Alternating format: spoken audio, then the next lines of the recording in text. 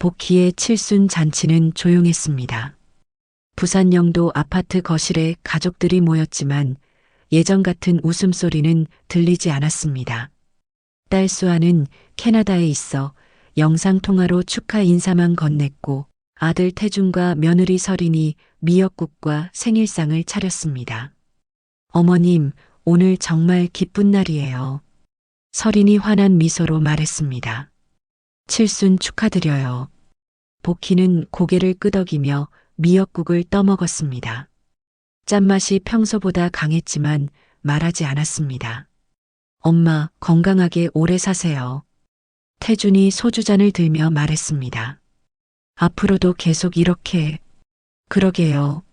설인이 태준의 말을 이어받았습니다. 어머님께서 편안하게 지내실 수 있도록 저희가 도와드려야죠. 복희는 며느리의 말투에서 뭔가 다른 느낌을 받았습니다. 평소보다 목소리가 밝았고 눈빛도 유난히 반짝였습니다. 식사가 끝날 무렵 설인이 가방에서 서류 봉투를 꺼냈습니다. 어머님, 죄송한데요. 오늘 좋은 날인데 이런 얘기 드려서요. 설인의 목소리가 조심스러워졌습니다. 요즘 노인분들 재산 관리가 복잡해졌다고 하더라고요. 세무서에서도 미리미리 정리해 두라고 하고요. 복희는 젓가락을 내려놓았습니다. 뭔 소리야? 어머님 명의로 된 것들 정리하는 거예요. 나중에 세금 문제도 생기고 요양원 들어가실 때도 서류가 필요하다고 하네요. 설인이 봉투에서 종이 뭉치를 꺼냈습니다. 미리 정리해 두시면 나중에 편하실 거예요. 태준이 불편한 표정으로 말했습니다. 설인아, 오늘은. 아니에요. 어머님 생각해서 하는 일인데 미룰 일이 아니죠. 설인이 단호하게 말하며 서류를 복희 앞으로 밀었습니다. 여기 간단하게 서명만 해주시면 돼요. 복희는 서류를 들여다봤습니다. 한글과 어려운 한자가 섞인 글자들이 빼곡했습니다. 등기부등본이라는 글자가 보였고 그 옆에 빨간 볼펜으로 줄이 그어져 있었습니다. 이게 뭔데? 그냥 형식적인 거예요. 어머님 재산을 보호하는 절차라고 보시면 돼요. 설인이 볼펜을 꺼내며 말했습니다. 여기 인감도장 찍으시고 여기 서명하시면 끝이에요. 복희는 서류를 더 자세히 들여다봤습니다. 위임이라는 글자가 여러 번 보였고 명예 이전이라는 단어도 있었습니다. 이상했습니다. 요양원 서류라고 했는데 왜 명예 이전 얘기가 나오는 걸까요?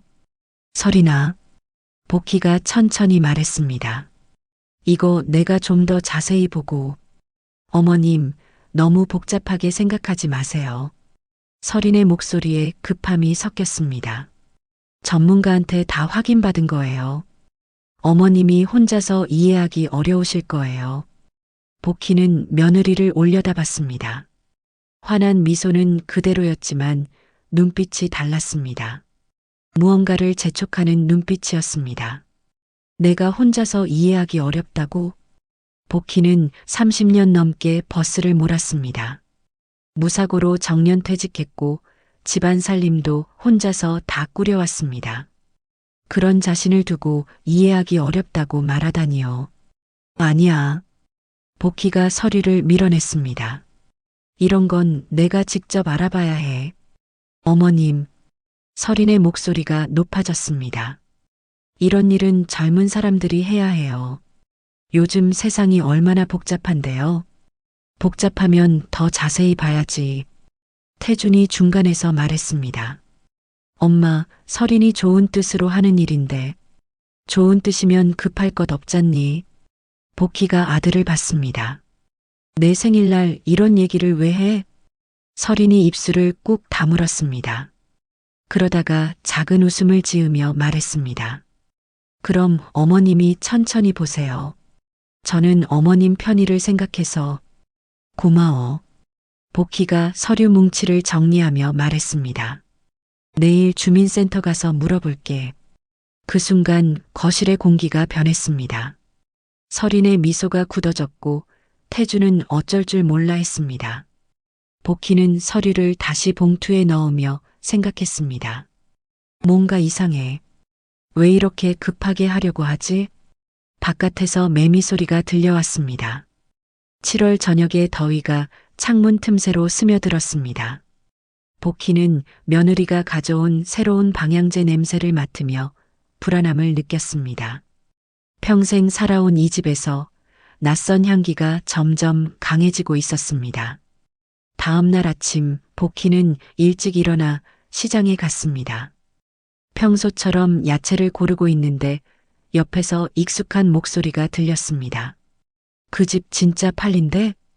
응, 중개사가 벌써 왔다 갔다고 하던데. 복희는 손을 멈췄습니다. 무 한 개를 들고 있던 손에 힘이 들어갔습니다. 어머, 정말? 그 집이? 응, 영도 아파트 몇 동 몇 호 있잖아. 할머니 혼자 사는. 복희는 고개를 돌려 소리나는 쪽을 봤습니다. 같은 아파트에 사는 김 씨 부인과 박 씨 부인이 대파를 고르며 수군거리고 있었습니다. 그런데 할머니는 알고 계실까? 며느리가 혼자 알아보는 것 같던데. 요즘 그런 일이 많다고 하더라. 노인분들 모르게 집 파는 거.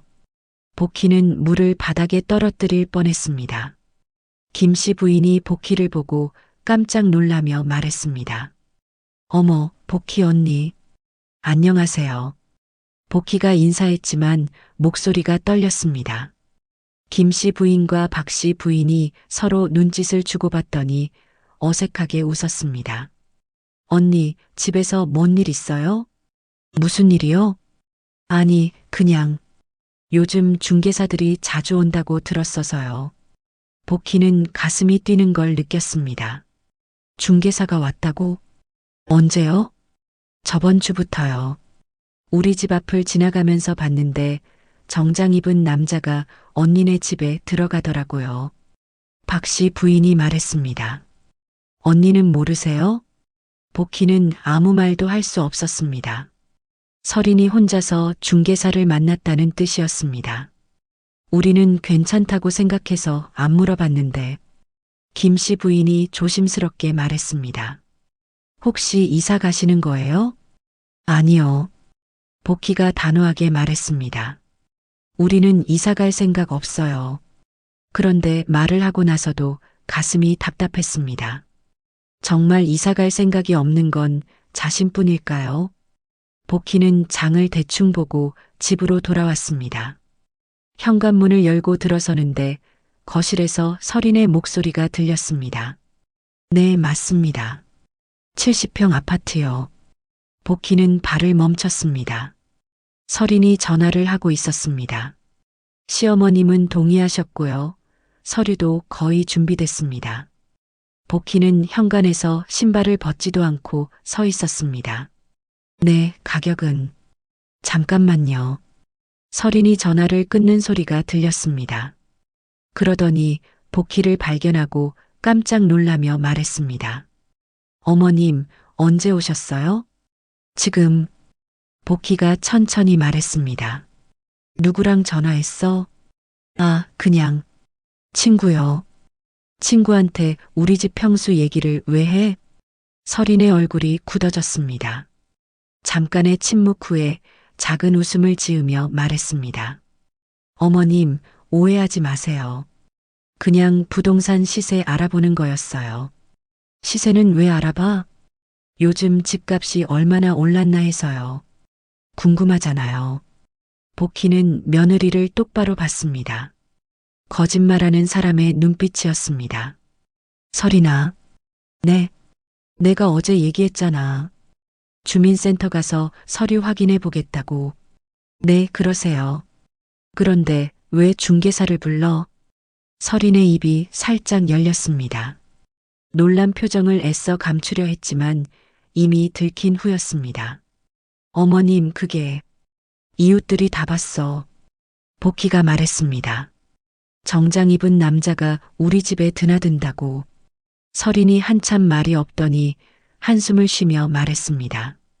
어머님, 사실은요. 복희는 가방을 내려놓고 소파에 앉았습니다. 이제 진짜 얘기가 나올 것 같았습니다. 우리 상황이 좀 어려워요.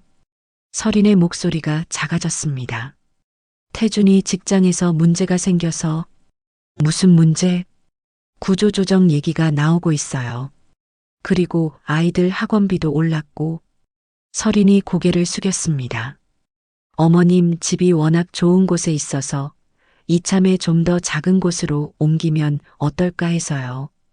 복희는 며느리 말을 듣고 있었지만 이상했습니다. 어제까지만 해도 어머님 편의를 위한 서류라고 했는데 오늘은 경제적 어려움 때문이라고 하니까요. 그럼 어제 그 서류는 뭐였어? 그것도 관련된 거예요. 관련이 어떻게 돼? 서린이 답하지 못하고 있을 때 현관문이 열리며 태준이 들어왔습니다. 둘 다 계시네. 복희가 아들을 봤습니다. 태준아, 너 직장에서 구조조정 얘기 나와? 태준이 놀라며 서린을 봤습니다. 엄마, 그게 사실이야, 아니야? 아직 확정된 건 아니에요. 태준이 어쩔 줄 몰라 하며 말했습니다. 하지만 상황이 좋지는 않아요.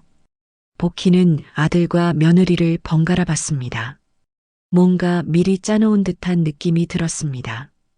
그래서 내 집을 팔자고? 엄마, 태준이 소파 옆에 앉으며 말했습니다. 우리가 같이 살 수 있는 작은 집으로 이사하면 어떨까요? 엄마 혼자 이 큰 집에서 지내시는 것도 불편하실 텐데. 복희는 웃음이 나왔습니다. 어제까지만 해도 자신이 서류를 이해할 수 없다고 하더니 이제는 편의를 생각해 준다고 하고 있었습니다. 내가 언제 불편하다고 했어? 그게 아니라 30년을 여기서 살았어. 복희가 거실을 둘러보며 말했습니다. 너희 아버지랑 같이 이 집 사려고 얼마나 고생했는지 알아? 태준과 서린이 조용해졌습니다. 복희는 창밖을 봤습니다. 부산 바다가 멀리 보이는 이 집에서 얼마나 많은 일들이 있었던가요? 아이들이 자라고 남편과 함께 늙어가던 곳이었습니다. 엄마, 우리가 어떻게든 해볼게요. 태준이 말했습니다. 집 팔 생각 말아요. 서린이 태준을 날카롭게 쳐다봤지만 태준은 고개를 숙이고 있었습니다.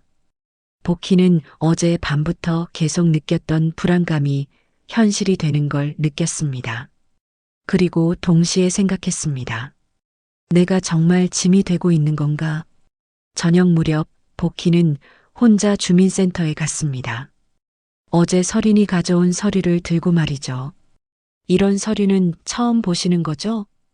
주민센터 직원이 말했습니다. 이건 재산관리 위임장이에요. 위임장이요? 네. 본인이 직접 관리하기 어려울 때 다른 사람에게 권한을 넘기는 거예요. 직원이 서류를 넘기며 설명했습니다. 여기 보시면 명예 이전 권한도 포함되어 있네요. 복희는 가슴이 철렁했습니다. 그럼 이걸 서명하면 어머님 재산을 다른 사람이 마음대로 처분할 수 있어요.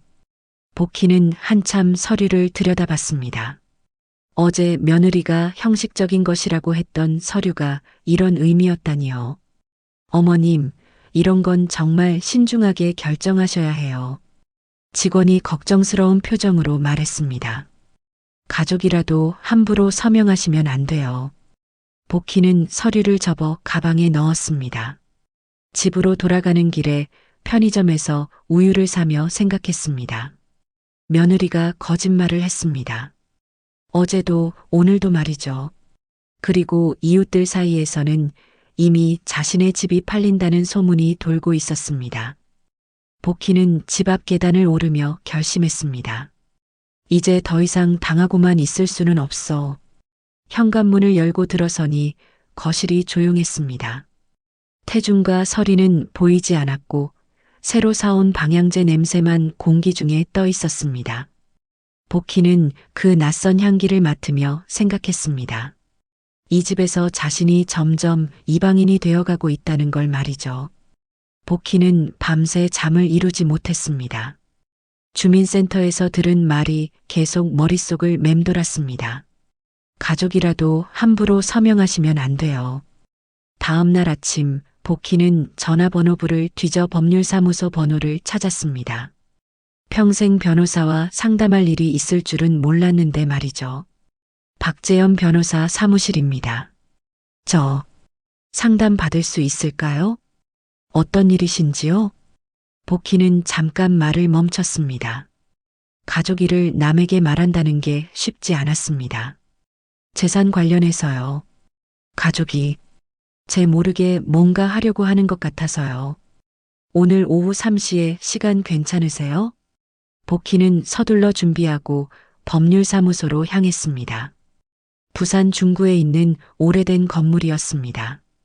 엘리베이터를 타고 4층에 올라가니 박재현 법률사무소라는 간판이 보였습니다.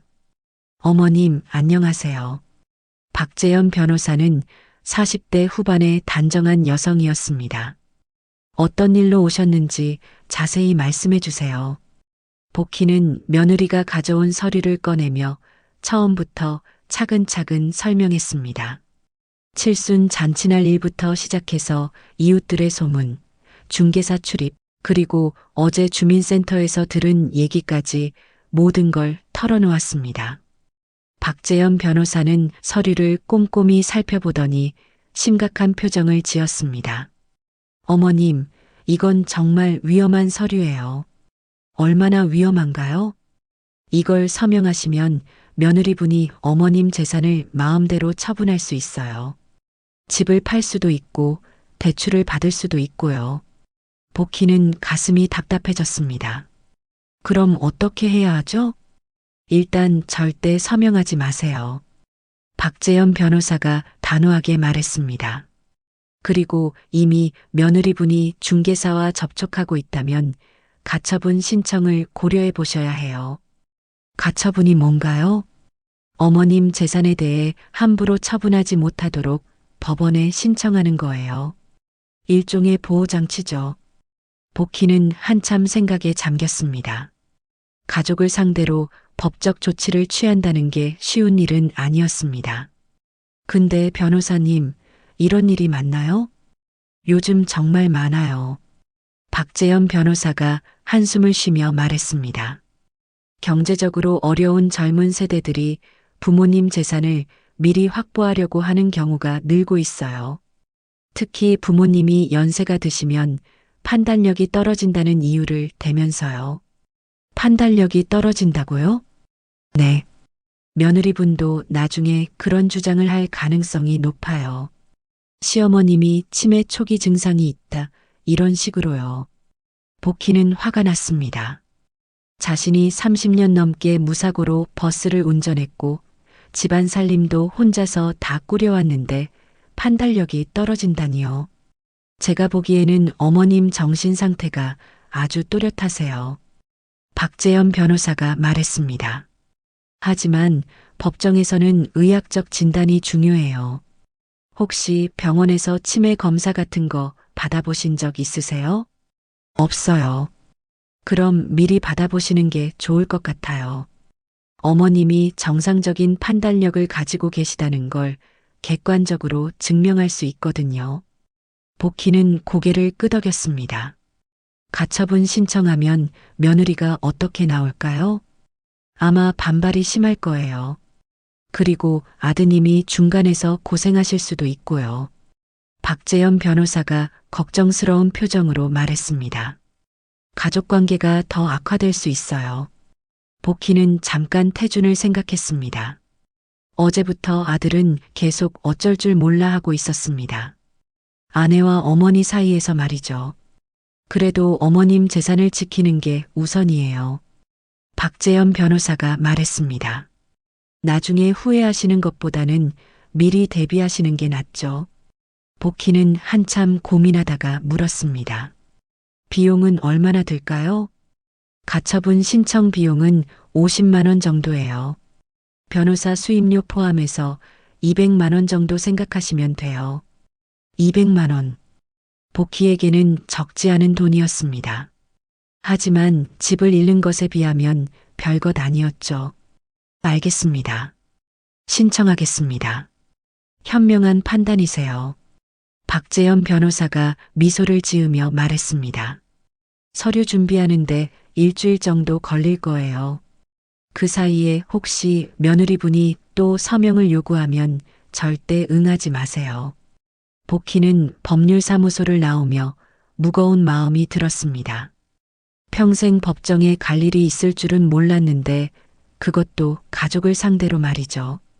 집으로 돌아가는 버스 안에서 복희는 창밖을 보며 생각했습니다. 내가 이러고 있는 게 맞나?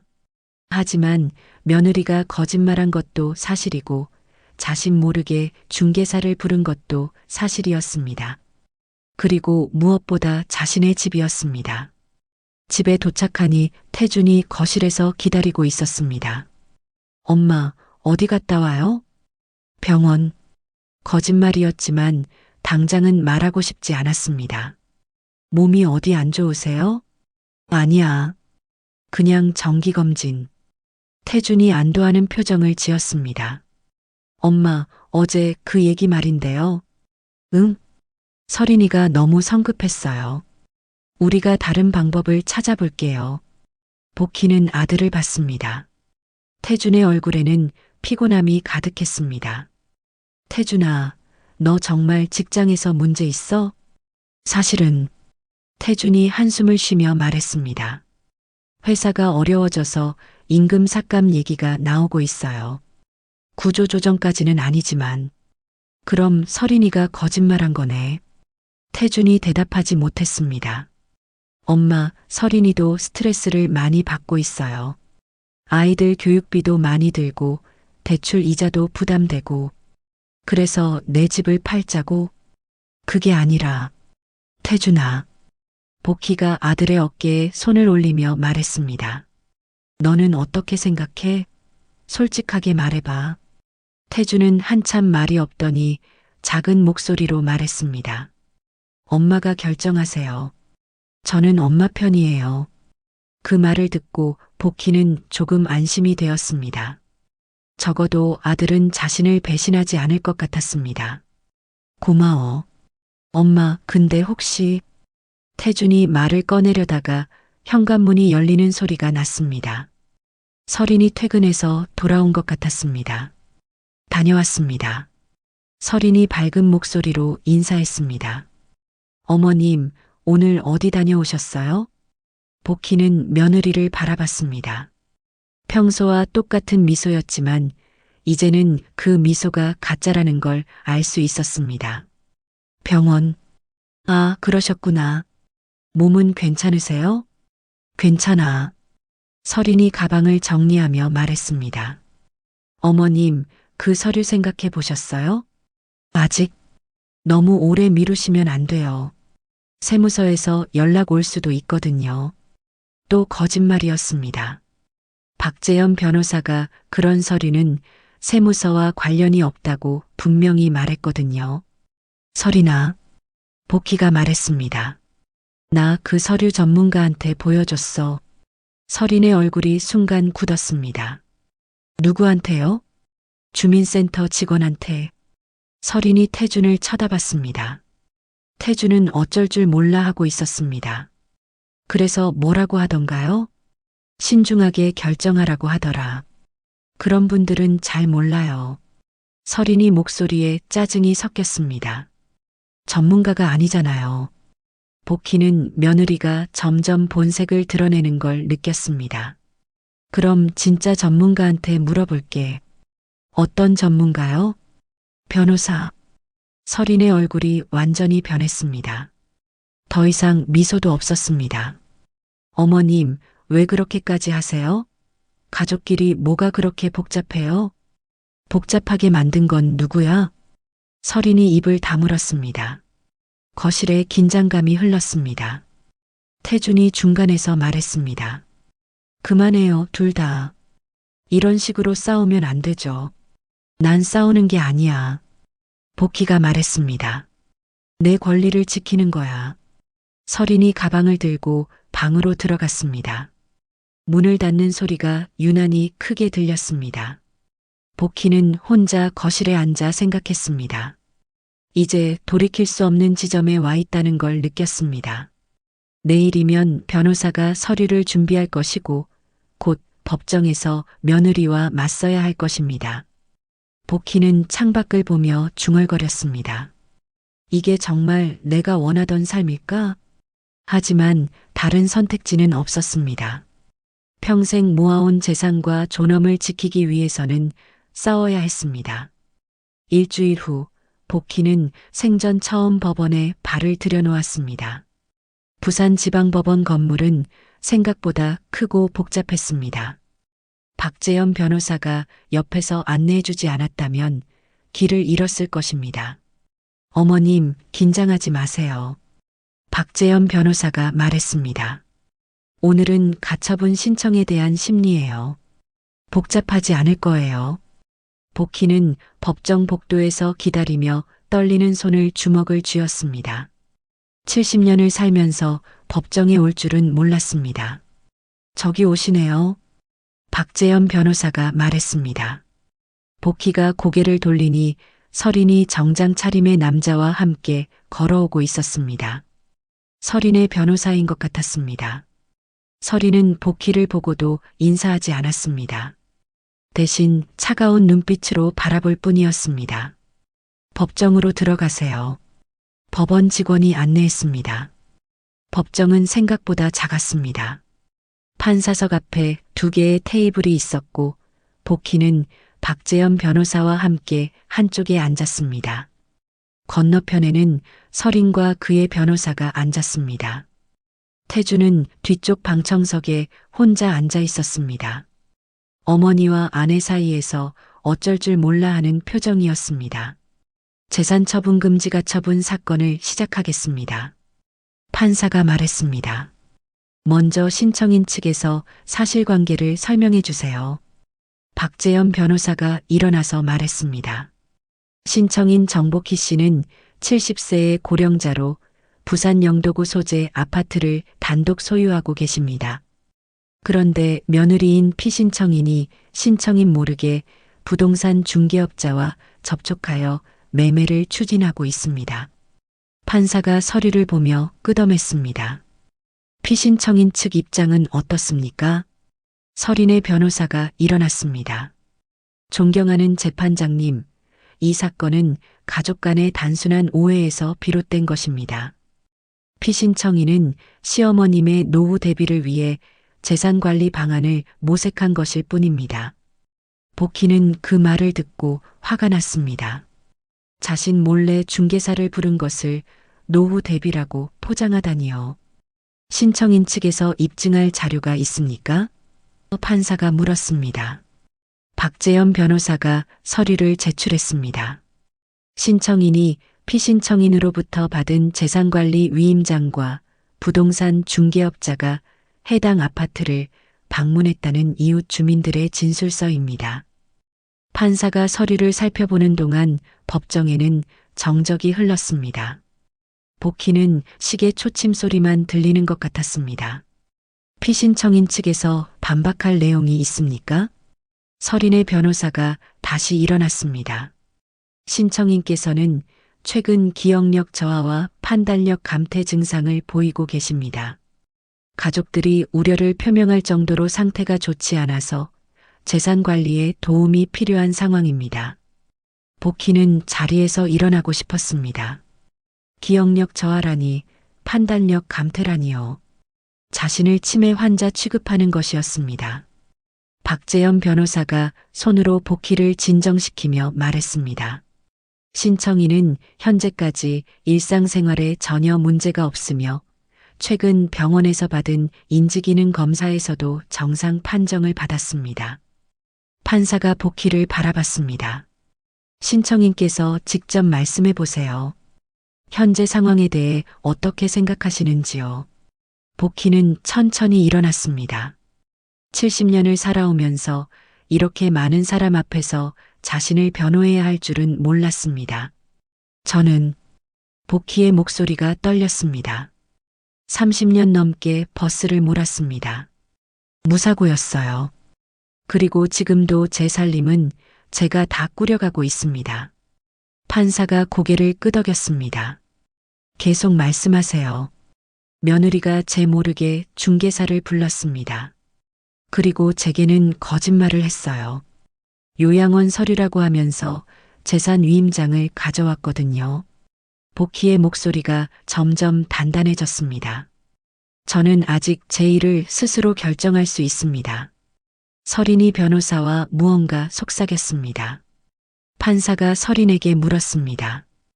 피신청인도 말씀해 보세요. 서린이 일어났습니다.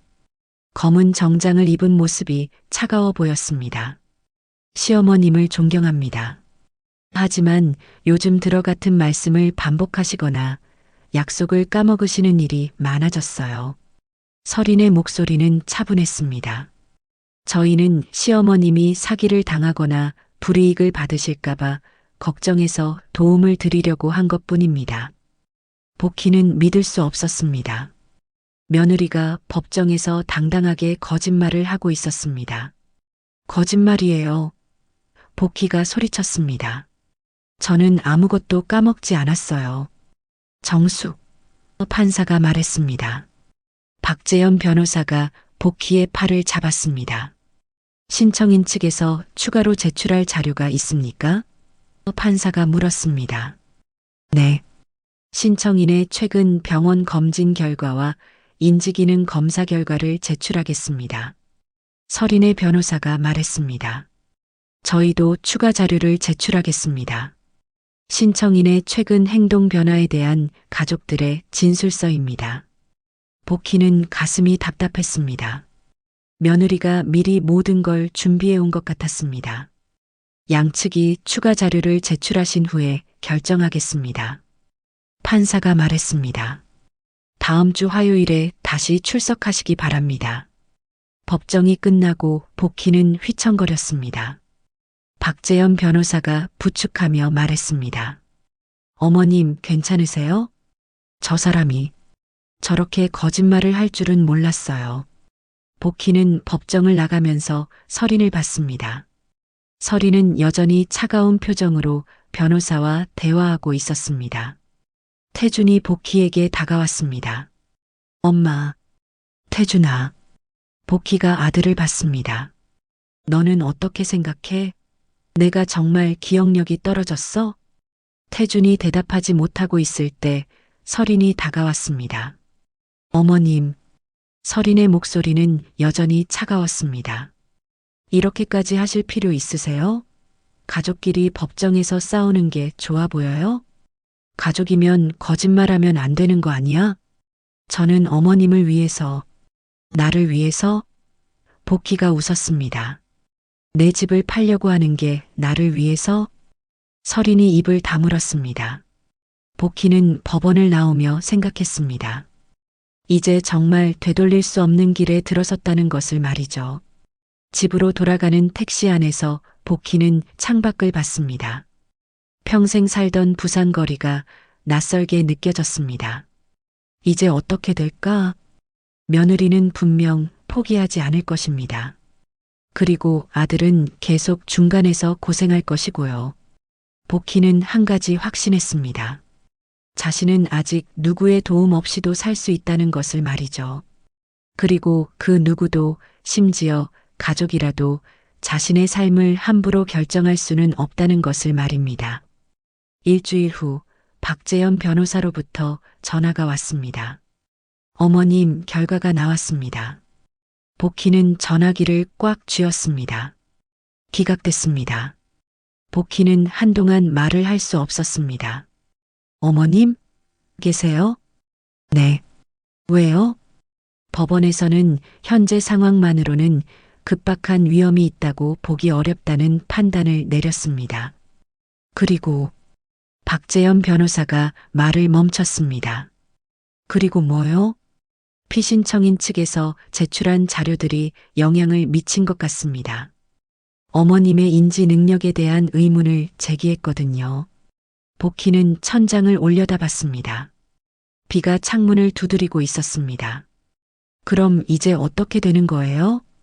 본격적인 소송을 진행할 수도 있습니다. 하지만 시간이 오래 걸리고 승소 가능성도 확실하지 않아요. 전화를 끊고 복희는 소파에 주저앉았습니다. 법이 자신을 지켜주지 못한다는 현실이 절망적이었습니다. 오후에 설인이 집에 돌아왔습니다. 평소보다 일찍 퇴근한 것 같았습니다. 어머님, 법원 결과 들으셨죠?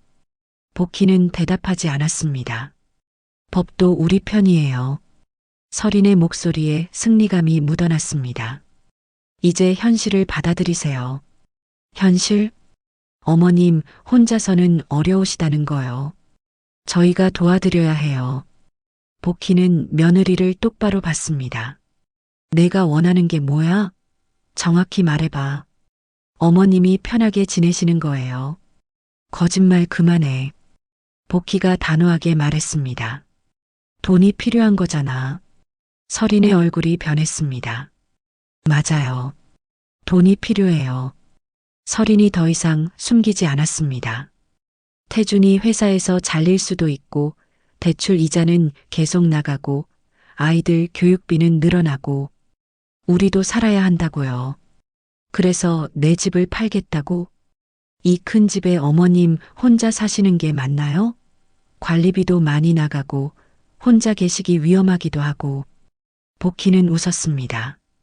처음에는 자신을 위한다고 했다가 이제는 솔직하게 돈이 필요하다고 하니까요. 그럼 나는 어디서 살라고? 좋은 요양시설 알아봤어요. 좋은 요양시설 알아봤어요. 거기서 편하게 지내시면 돼요. 복희는 가슴이 철렁했습니다. 결국 자신을 요양원에 보내려는 것이었습니다. 난 요양원 안 가. 어머님, 요즘 요양원이 옛날과 달라요. 시설도 좋고 같은 또래분들도 많고. 싫다고 했잖아. 설인이 한숨을 쉬었습니다. 어머님, 현실적으로 생각하세요. 저희도 어머님을 모시고 살고 싶지만 여건이 안 돼요. 그리고 어머님도 혼자 계시는 것보다는 나가. 네, 내 집에서 나가. 복희가 일어서며 말했습니다. 당장 나가. 어머님, 진정하세요. 진정하라고? 내 집을 빼앗고 나를 요양원에 보내려는데 진정하라고? 현관문이 열리며 태준이 들어왔습니다. 거실의 긴장된 분위기를 감지하고 조심스럽게 물었습니다. 무슨 일이에요? 태준아. 복희가 아들을 봤습니다. 너도 같은 생각이야? 나를 요양원에 보내는 게? 태준이 당황하며 설인을 봤습니다. 엄마, 그게. 대답해. 내 생각을 말해봐. 태준은 한참 입을 열지 못하다가 작은 목소리로 말했습니다. 엄마가 안전하고 편하게 지내시는 게 중요해요. 복희는 아들의 대답에 마지막 희망마저 꺾였습니다. 결국 아들도 며느리 편이었습니다.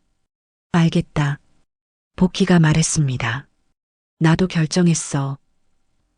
뭘 결정하셨어요? 설인이 물었습니다. 이 집에서 나갈게. 태준과 설인이 놀라며 서로를 봤습니다. 엄마, 그게 무슨. 요양원은 안 가고 내가 살고 싶은 곳에서 살겠어. 복희가 방으로 가며 말했습니다. 너희들 마음대로 해. 복희는 방문을 닫고 침대에 앉았습니다. 비가 더 세게 내리기 시작했습니다. 그날 밤 복희는 남편 만석과 조용히 대화했습니다. 여보, 우리 어떻게 할까? 만석은 아내가 법정에 다녀온 이후부터 계속 걱정하고 있었습니다. 말은 많이 하지 않지만 복희의 마음을 누구보다 잘 알고 있었습니다. 복희야, 내가 결정한 대로 하자. 어디로 갈까? 만석이 잠깐 생각하더니 말했습니다. 담양은 어때? 담양? 내 고향이잖아. 거기 우리 살만한 집도 있고 공기도 좋고. 복희는 남편의 제안을 생각해 봤습니다. 담양은 조용한 시골이었습니다.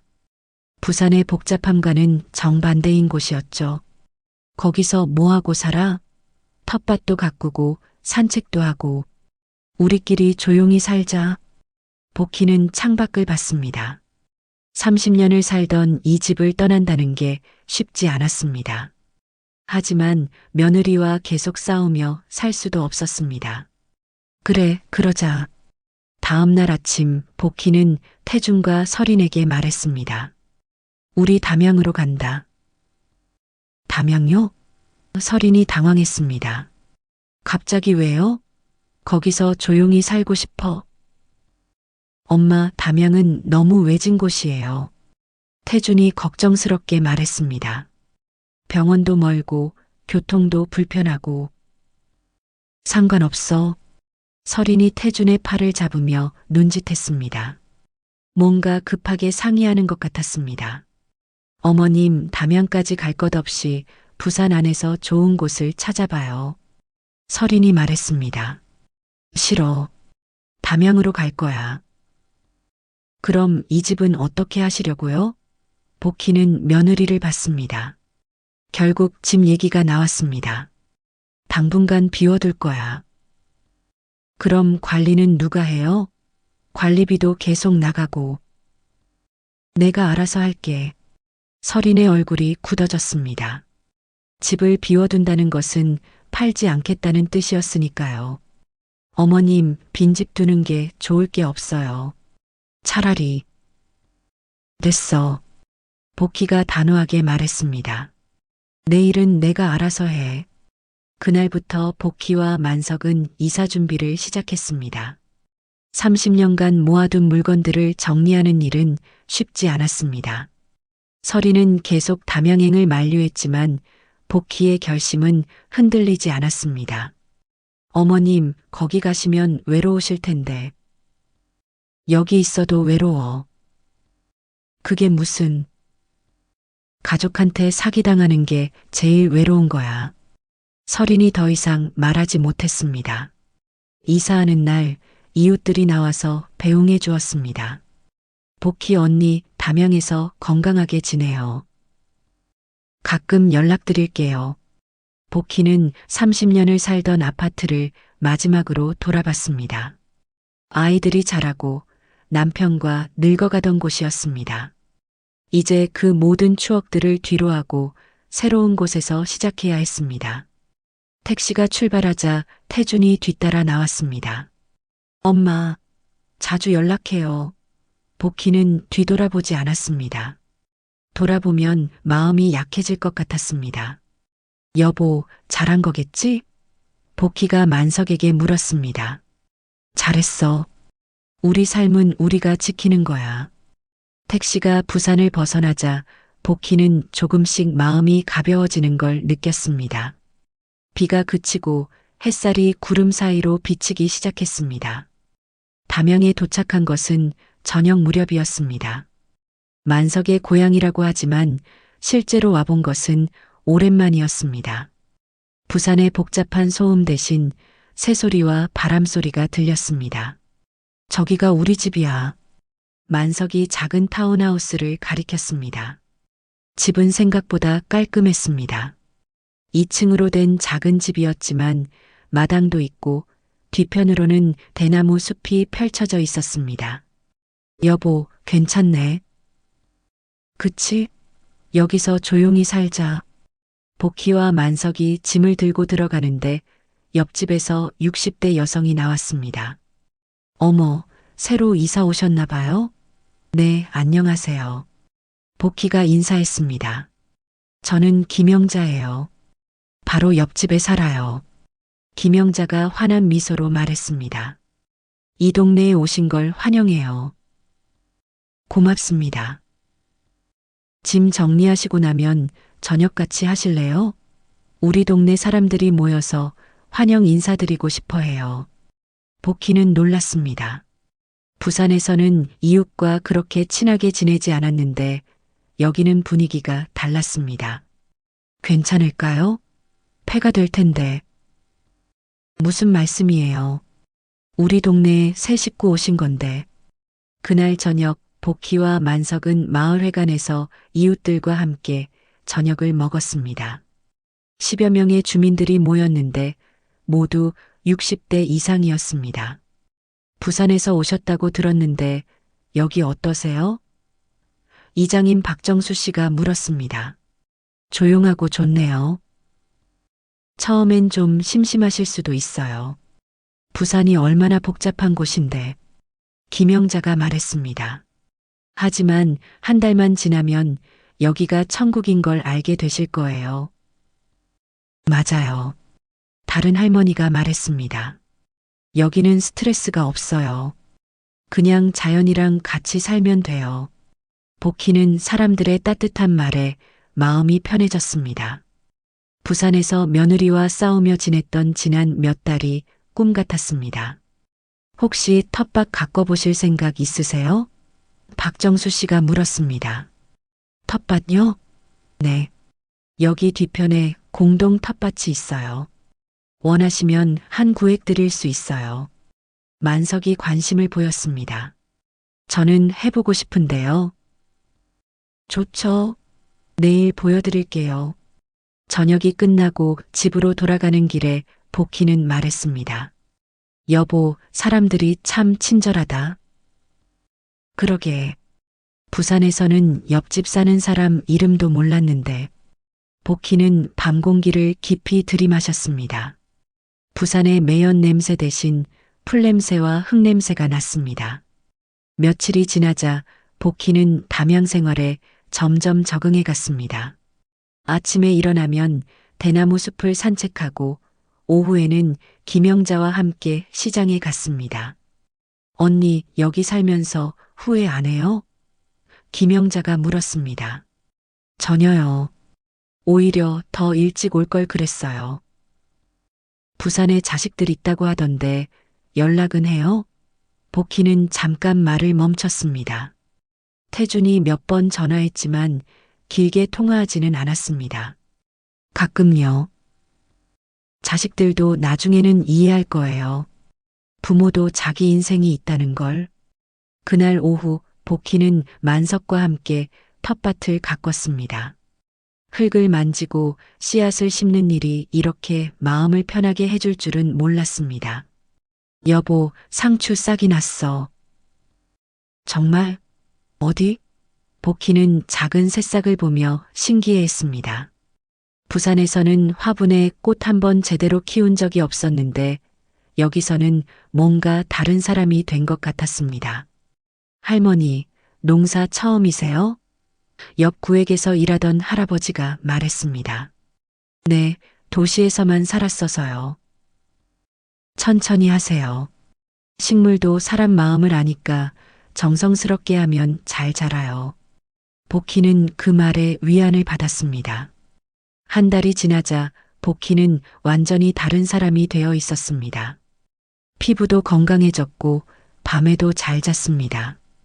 부산에서 느꼈던 스트레스와 불안감이 사라졌습니다. 언니, 요즘 얼굴이 밝아졌어요. 김영자가 말했습니다. 그래요? 네. 처음 왔을 때는 많이 힘들어 보였는데 지금은 완전 다른 사람 같아요. 복희는 거울을 봤습니다. 정말로 표정이 편해져 있었습니다. 어느 날 저녁 복희는 태준에게 전화했습니다. 엄마, 잘 지내세요? 응, 잘 지내고 있어. 거기 생활은 어때요? 불편한 건 없고? 전혀 불편하지 않아. 오히려 너무 좋아. 태준이 안도하는 기색이 들렸습니다. 엄마, 미안해요. 그때 제가 어머니 편에 서지 못해서. 됐어. 지나간 일이야. 서린이도 많이 반성하고 있어요. 복희는 그 말에 별다른 감정이 들지 않았습니다. 이제는 서린에 대한 분노보다는 무관심에 가까웠습니다. 그래. 엄마, 언제 한번 뵈러 가도 될까요? 나중에 봄에 와. 꽃 필 때. 전화를 끊고 복희는 창밖을 봤습니다. 대나무 잎이 바람에 흔들리며 사각거리는 소리가 들렸습니다. 그때 만석이 말했습니다. 복희야, 저기 봐. 복희가 바라본 곳에는 낯선 검은색 승용차가 서 있었습니다. 며칠 전부터 가끔 보였던 차였습니다. 저 차 뭐지? 모르겠어. 이 동네 차는 아닌 것 같은데. 복희는 불안한 기분이 들었습니다. 혹시 설인이 자신을 찾아온 건 아닐까요? 여보, 우리 조심하자. 왜? 그냥 기분이 안 좋아. 그날 밤 복희는 잠을 잘 이루지 못했습니다. 평화로운 담양 생활이 깨질까봐 걱정되었습니다. 다음 날 아침 김영자가 찾아왔습니다. 언니, 어제 이상한 차 봤어요? 네, 봤어요. 저 차가 며칠 전부터 우리 동네를 맴돌고 있어요. 뭔가 수상해요. 복희의 불안감이 현실이 되는 것 같았습니다. 혹시 언니네 관련된 사람들 아닐까요? 김영자가 조심스럽게 물었습니다. 복희는 대답하지 못했습니다. 하지만 마음속으로는 알고 있었습니다. 설인이 자신을 찾고 있다는 것을 말이죠. 그날 오후 복희는 이장 박정수 씨에게 찾아갔습니다. 이장님, 부탁이 있어요. 무슨 부탁이세요? 혹시 낯선 사람이 저희 집을 찾아오면 없다고 해주세요. 박정수 씨가 심각한 표정을 지었습니다. 무슨 일이세요? 복희는 간단하게 상황을 설명했습니다. 부산에서 있었던 일들을 말이죠. 아, 그런 일이 있으셨구나. 박정수 씨가 고개를 끄덕였습니다. 요즘 그런 일이 많다고 들었어요. 걱정 마세요. 우리가 지켜드릴게요. 고마워요. 우리 동네 사람들은 가족 같아요. 서로 도와가며 사는 거죠. 복희는 마음이 따뜻해졌습니다. 피가 섞이지 않은 사람들이 오히려 진짜 가족보다 더 자신을 지켜주려 한다니요. 그날 저녁 마을 사람들이 모였습니다. 박정수 씨가 상황을 설명하자 모두들 복희를 걱정해 주었습니다. 복희 언니, 우리가 있으니까 걱정하지 마세요. 맞아요. 누가 와서 귀찮게 하면 우리가 나설게요. 복희는 눈물이 날 것 같았습니다. 한 달밖에 안 된 이웃들이 이렇게 자신을 보호해 주려 한다니요. 그날 밤 복희는 만석에게 말했습니다. 여보, 우리 여기 잘 온 것 같아. 그래. 나도 그렇게 생각해. 이제 정말 우리 삶을 살 수 있을 것 같아. 만석이 복희의 손을 잡았습니다. 복희야, 고생 많았어. 아니야. 이제 시작이야. 창밖으로 대나무 잎 흔들리는 소리가 들렸습니다. 복희는 그 소리를 들으며 잠들었습니다. 평생 처음으로 정말 평안한 잠이었습니다. 담양에서의 평화로운 시간은 2달 정도 지속되었습니다.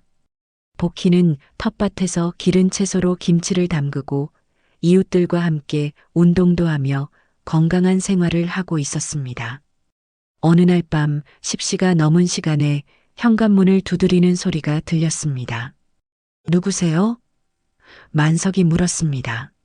저예요, 설인이요. 복희는 가슴이 철렁했습니다. 결국 며느리가 찾아온 것입니다. 만석이 복희를 봤습니다. 복희는 고개를 끄덕였습니다. 피할 수는 없었습니다. 문을 열자 설인이 태준과 함께 서 있었습니다.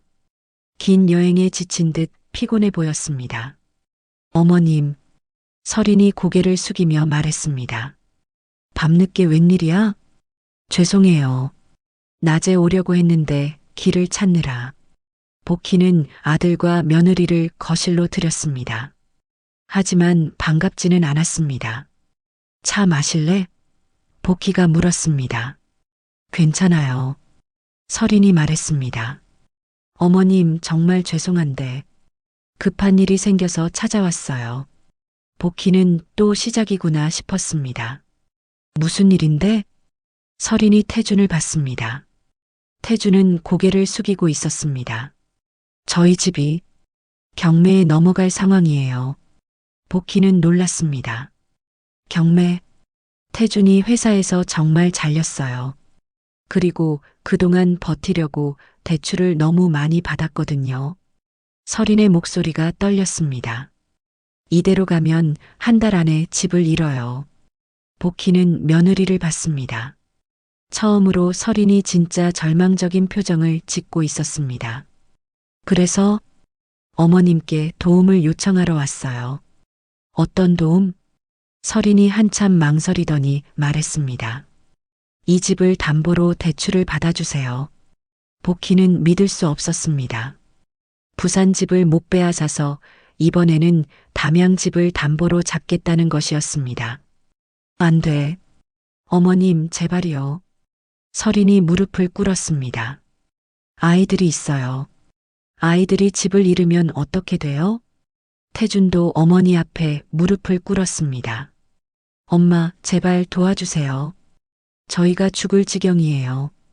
복희는 아들과 며느리가 무릎 꿇은 모습을 보며 마음이 복잡했습니다. 한편으로는 안타까웠지만 다른 한편으로는 화가 났습니다. 태준아, 일어나. 엄마, 일어나라고 했잖아. 태준이 일어나자 복희가 말했습니다. 너희들이 지금 뭘 하고 있는지 알아? 엄마, 저희도 어쩔 수 없어서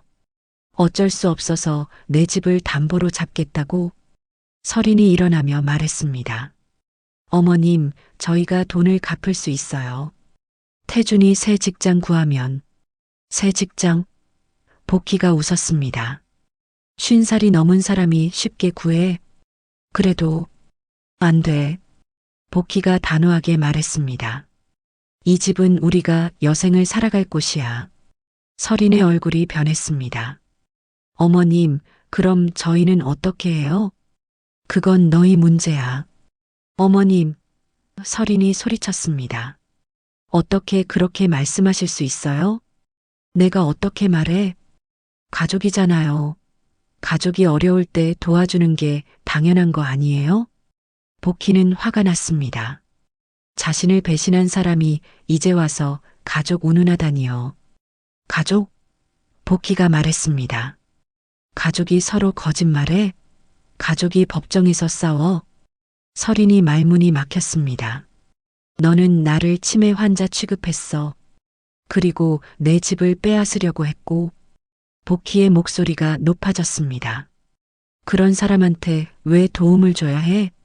어머님, 그때는 저도 급해서. 급하면 뭘 해도 돼. 태준이 중간에 나섰습니다.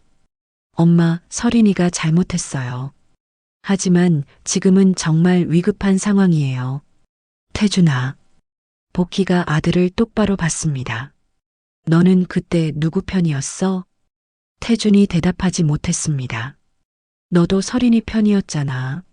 나를 요양원에 보내는 게 맞다고 했잖아. 엄마, 그때는 그랬고 지금은 다르다고? 복희가 웃었습니다. 돈이 필요할 때만 어머니 찾아오고. 거실에 침묵이 흘렀습니다. 만석이 말했습니다. 설인아, 태준아, 너희 마음은 이해한다. 하지만 우리도 생각해봐야 할 게 있어. 아버님, 우리가 이 집을 담보로 잡으면 너희가 못 갚을 때 우리는 어디서 살아? 설인이 울기 시작했습니다. 저희가 꼭 갚을게요. 제발. 약속을 믿을 수 없어. 복희가 말했습니다. 너는 이미 나한테 거짓말했잖아. 어머님, 그럼 저희는 정말 죽어야 해요? 죽지는 않을 거야. 다른 방법을 찾아. 설인이 더 큰 소리로 울었습니다. 태준도 눈물을 흘리기 시작했습니다. 엄마, 제발 한 번만 도와주세요. 정말 마지막이에요. 복희는 아들의 눈물을 보며 마음이 흔들렸습니다. 아무리 화가 나도 자식이 우는 모습을 보는 건 쉽지 않았습니다. 태준아, 엄마, 저도 잘못했어요. 그때 어머니 편에 서지 못해서 정말 후회하고 있어요. 태준이 다시 무릎을 꿇으며 말했습니다. 하지만 지금은 정말 절벽 끝이에요. 복희는 한참 아들을 봤습니다. 태준의 얼굴에는 정말 절망이 가득했습니다. 일어나. 태준이 일어나자 복희가 말했습니다. 내일까지 생각해 볼게. 설인이 희망적인 표정을 지었습니다. 정말요? 생각해 본다는 거지 해준다는 게 아니야. 그래도 오늘은 늦었으니까 여관에서 자고 내일 대답 들어. 태준과 설인이 감사하다며 인사하고 나갔습니다. 그들이 떠나고 나서 복희는 소파에 주저앉았습니다. 여보, 어떻게 할까? 만석이 물었습니다. 모르겠어. 마음이 흔들려? 복희는 솔직하게 대답했습니다. 그래. 아무리 미워도 내 자식인데. 하지만 우리 노후도 생각해야지. 알아. 그것도 알고 있어. 복희는 밤새 잠을 이루지 못했습니다. 아들의 울음소리가 계속 귓가에 맴돌았습니다. 다음 날 아침 김영자가 찾아왔습니다. 언니, 어젯밤에 누가 왔어요? 차 소리가 들리던데. 복희는 어제 일을 간단히 설명했습니다. 김영자가 심각한 표정을 지었습니다. 언니, 절대 해주면 안 돼요. 왜요? 그런 사람들은 한번 도와주면 계속 와요. 그리고 결국 언니가 피해를 봐요. 하지만 내 자식인데, 자식이라고 해서 부모를 괴롭혀도 되는 건 아니죠. 김영자가 단호하게 말했습니다. 언니가 여기 온 이유가 뭐예요? 복희는 말문이 막혔습니다. 편안하게 살려고 온 거 아니에요? 그런데 또 휘말리면 어떻게 해요? 김영자의 말이 맞았습니다. 복희는 평화를 찾기 위해 담양에 온 것이었습니다. 오후에 태준과 설인이 다시 찾아왔습니다. 어머님, 결정하셨어요? 설인이 조심스럽게 물었습니다. 복희는 한참 생각하다가 말했습니다. 안 돼. 설인의 얼굴이 하얗게 변했습니다. 어머님, 미안해. 하지만 우리도 살아야 해. 태준이 절망적인 표정을 지었습니다.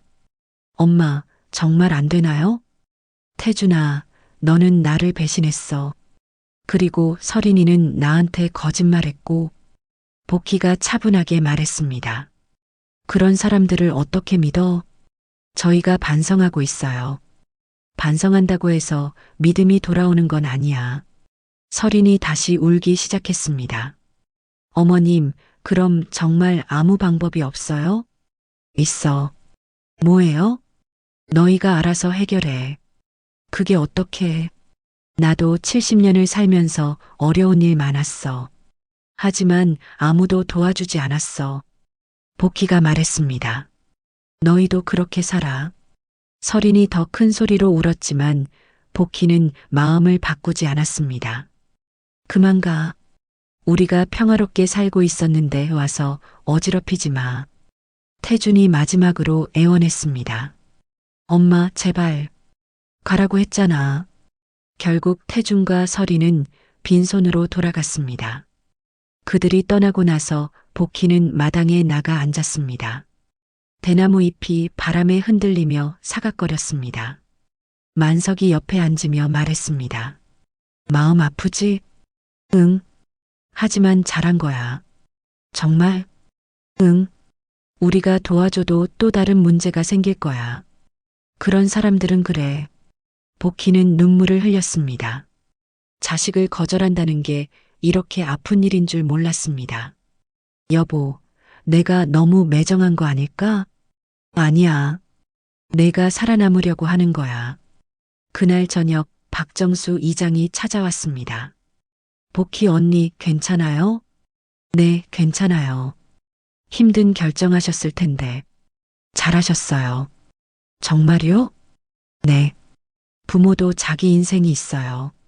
자식 때문에 희생만 할 필요는 없어요. 박정수 이장의 말에 복희는 조금 위안을 받았습니다. 이장님, 저 너무 매정한 엄마인가요? 전혀요. 오히려 현명한 엄마예요. 박정수 이장이 말했습니다. 자식들도 스스로 해결할 능력이 있어요. 너무 걱정하지 마세요. 그날 밤 복희는 창밖을 보며 생각했습니다. 내가 한 게 맞을까? 하지만 더 이상 후회하지 않기로 했습니다. 이제는 정말 자신의 삶을 살아야 할 때였습니다. 며칠 후 태준에게서 문자가 왔습니다. 엄마, 다른 방법 찾았어요.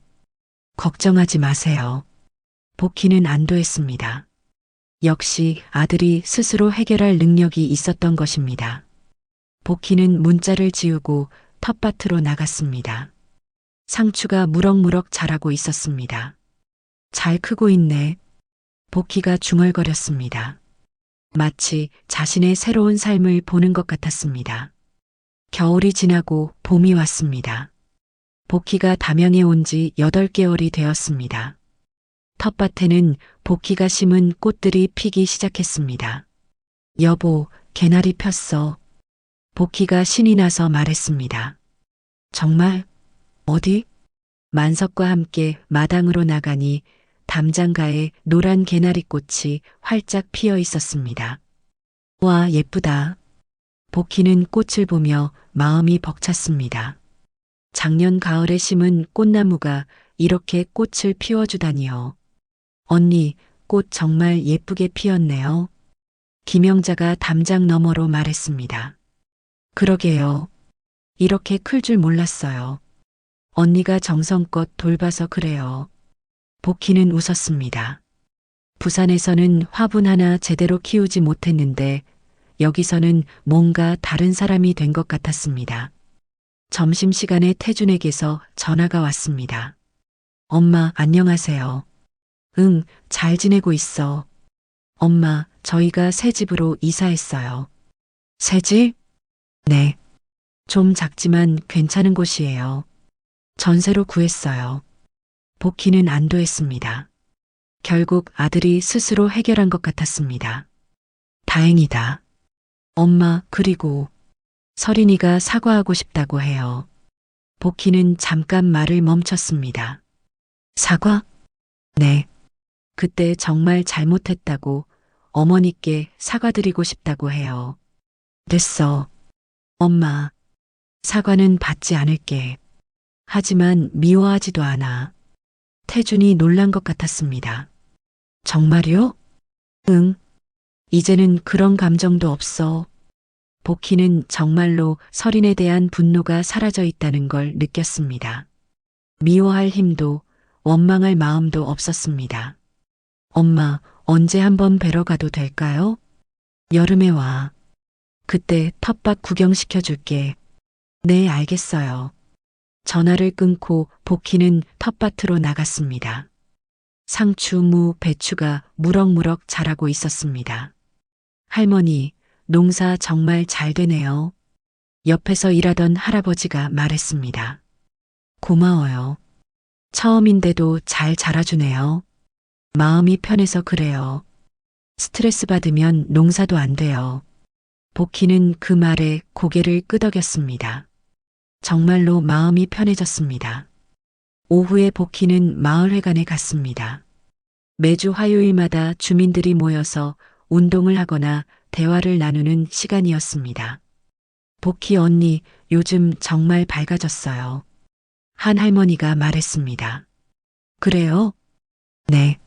처음 왔을 때는 힘들어 보였는데 지금은 완전 다른 사람 같아요.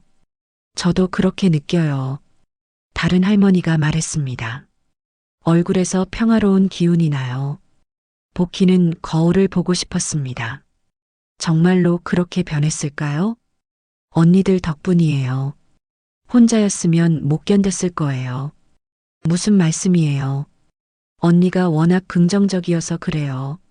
그날 저녁 복희는 만석과 함께 대나무 숲을 산책했습니다. 여보, 여기 와서 참 좋았어. 나도 그래. 부산에 있을 때는 매일 스트레스 받고 살았는데 여기서는 마음이 편해. 만석이 복희의 손을 잡았습니다. 복희야, 고생 많았어. 이제 안 고생해도 돼. 두 사람은 대나무 사이로 지는 해를 바라봤습니다. 여보, 우리 여기서 계속 살자. 그래. 여기가 우리 마지막 집이야. 복희는 마음이 평온해졌습니다. 더 이상 누구와 싸울 필요도, 누구를 원망할 필요도 없었습니다. 며칠 후, 복희는 부산 집을 정리하기로 결정했습니다. 계속 비워둘 수는 없었습니다. 태준아, 부산 집 정리하려고 해. 엄마, 팔으시려고요? 아니야. 월세로 놓을까 해. 좋은 생각이에요. 그럼 수입도 생기고, 응, 그 돈으로 여기서 편하게 살 거야. 태준이 기뻐하는 것 같았습니다. 제가 도와드릴까요? 고마워. 하지만 우리가 할 수 있어. 복희는 더 이상 자식들에게 의존하고 싶지 않았습니다. 스스로 할 수 있는 일은 스스로 하고 싶었습니다. 한 달 후 부산 집이 임대되었습니다. 젊은 부부가 들어왔습니다. 할머니, 집 정말 좋아요. 새 세입자가 말했습니다. 고마워요. 좋게 써주세요. 복희는 30년을 살던 집을 남에게 맡기는 게 아쉬웠지만 동시에 후련했습니다. 그 돈으로 복희는 담양집을 더 예쁘게 꾸몄습니다. 마당에 꽃나무도 더 심고 텃밭도 넓혔습니다. 여름이 되자 태준이 정말로 가족과 함께 찾아왔습니다. 할머니, 손자, 손녀들이 뛰어와서 안겼습니다. 우리 손주들 많이 컸네. 설인도 왔지만 예전과는 달랐습니다. 조심스럽고 겸손한 모습이었습니다. 어머님, 안녕하세요. 그래, 잘 지내고 있어? 네, 잘 지내고 있어요. 설이는 더 이상 복희에게 어떤 요구도 하지 않았습니다. 그냥 조용히 있었습니다. 할머니, 여기 정말 좋아요. 손녀가 마당을 뛰어다니며 말했습니다. 그래, 할머니가 키운 꽃들 예쁘지? 네, 너무 예뻐요. 복희는 손주들과 함께 텃밭을 돌아봤습니다. 아이들이 신기해하는 모습을 보니 뿌듯했습니다. 할머니, 이 토마토 따도 돼요? 그래, 따서 먹어. 손주들이 직접 딴 토마토를 먹으며 맛있다고 하니 복희는 행복했습니다. 저녁에 온 가족이 마당에서 바비큐를 했습니다. 복희가 기른 채소로 쌈을 싸먹었습니다. 어머님, 채소가 정말 맛있어요. 설인이 말했습니다. 직접 기르니까 더 맛있지. 여기서 사시는 거 어때요? 불편하지 않으세요? 전혀 불편하지 않아. 오히려 너무 좋아. 태준이 말했습니다. 엄마, 정말 건강해 보이세요. 마음이 편하니까 몸도 건강해졌어. 그날 밤 설인이 복희에게 조용히 말했습니다. 어머님, 그때 정말 죄송했어요. 복희는 설인을 봤습니다. 진심으로 사과하는 것 같았습니다. 됐어. 지나간 일이야. 어머님이 여기 오신 게 잘 된 것 같아요. 정말 행복해 보이세요.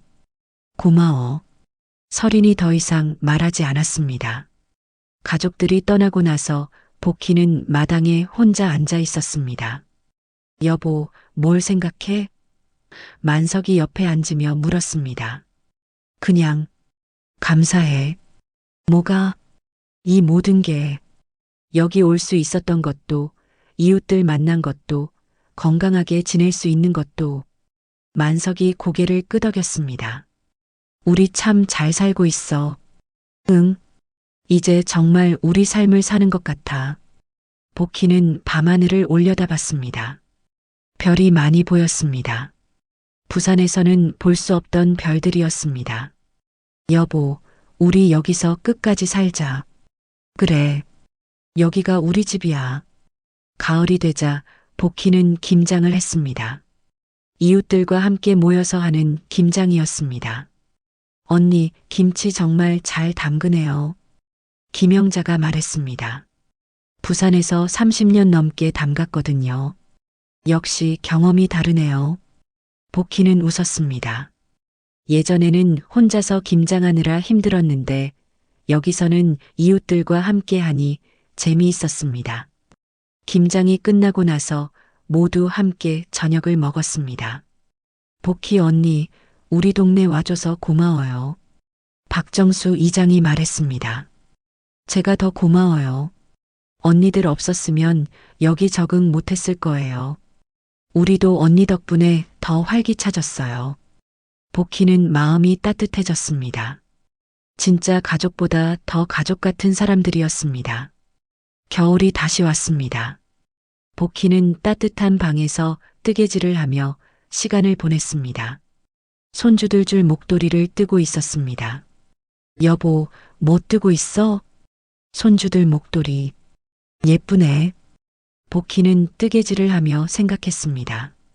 1년 전 이맘때는 며느리와 싸우고 법정에 다니고 그렇게 힘들게 살았는데 지금은 이렇게 평화롭게 살고 있다니요.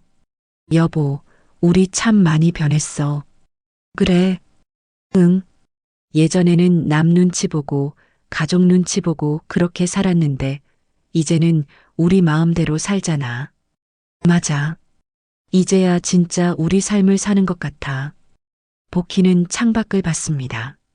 눈이 내리기 시작했습니다. 첫눈이네. 정말? 두 사람은 함께 창가에 서서 눈 내리는 모습을 봤습니다. 여보, 내년에는 뭘 할까? 글쎄, 텃밭을 더 넓혀볼까? 좋지. 그리고 꽃밭도 더 크게 만들고. 복희는 미래에 대한 계획을 세우며 행복했습니다. 예전에는 하루하루 버티기만 했는데 이제는 미래가 기대되었습니다. 그날 밤 복희는 일기를 썼습니다. 오늘 첫눈이 내렸다. 담양에 온 지 1년이 넘었다. 처음에는 힘들었지만 이제는 정말 행복하다. 이웃들도 좋고 환경도 좋고 무엇보다 마음이 편하다. 아들과 며느리도 이제는 자기들 삶을 살고 있는 것 같다. 나도 내 삶을 산다. 70년을 살면서 이제야 진짜 내 삶을 사는 것 같다. 복희는 일기를 덮고 잠자리에 들었습니다. 꿈에서 복희는 봄에 피어날 꽃들을 보았습니다. 개나리, 진달래, 벚꽃, 모든 꽃들이 활짝 피어 있었습니다. 복희는 그 꽃들 사이에서 웃고 있었습니다. 정말 평화로운 꿈이었습니다. 오늘 이야기는 이렇게 끝이 납니다. 70세 정복희는 결국 자신의 존엄과 자유를 지켜냈습니다. 가족이라는 이름으로 가해지는 폭력에 맞서 자신만의 새로운 삶을 개척해낸 것입니다. 며느리 설인의 탐욕과 아들 태준의 무기력 사이에서도 복희는 굴복하지 않았습니다. 법정에서 패배했지만 인생에서는 승리했습니다. 담양의 작은 마을에서 복희는 진정한 공동체를 만났습니다. 혈연이 아닌 연대, 이해관계가 아닌 순수한 관심이 그녀를 치유했습니다. 계절이 바뀌듯 복희의 삶도 서서히 변화했습니다. 분노와 원망에서 평온과 감사로, 의존에서 자립으로, 피해자에서 자신의 삶의 주인으로 말입니다. 이 이야기가 마음에 드셨다면 구독과 좋아요 버튼을 눌러주세요. 여러분의 좋아요 하나하나가 더 좋은 콘텐츠를 만드는 큰 힘이 됩니다. 복희의 선택에 대해 어떻게 생각하시는지 댓글로 남겨주세요. 오늘도 건강하시고 다음에 좋은 이야기로 뵙겠습니다.